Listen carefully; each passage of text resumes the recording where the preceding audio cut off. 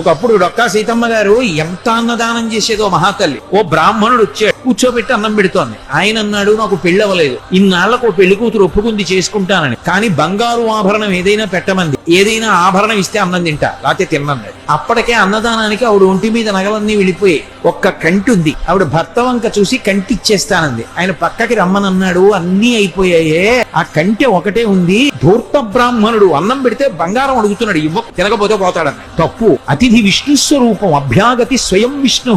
కాబట్టి ఆయనకి అన్నం పెట్టినప్పుడు బంగారం ఇచ్చేస్తాను. ఏమవుతుంది? పెళ్లి చేసుకుంటాడు, మంచిదేగా. కంటే ఒంటి మీద ఉంటే ఏమవుతుంది? శాశ్వతమా? పుణ్యం శాశ్వతం. ఇస్తానంది, నీ ఇష్టం.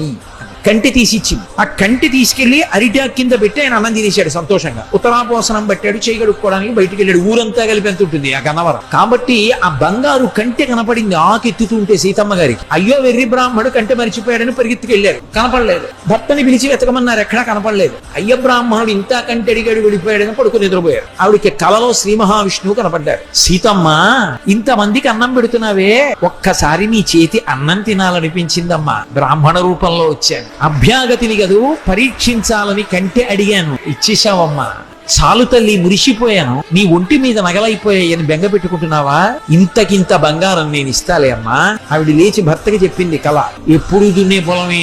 ఆయన పొలానికి వెళ్ళారు. సాయంకాలం వచ్చేసే ముందు ఏదో గొప్ప తవ్వుతున్నారు. కంగుల శబ్దం వచ్చింది. కొంచెం మట్టి తీసి చూశారు. ప్రదోషం వేళ బిందె కనపడింది. ఉత్తరీయంలో మూట కట్టి ఇంటికి తీసుకొచ్చి మూత విప్పి చూశారు. బిందె నిండా బంగారు కాసులు. అంత ఐశ్వర్యం ఇచ్చేశారు శ్రీ మహావిష్ణువు.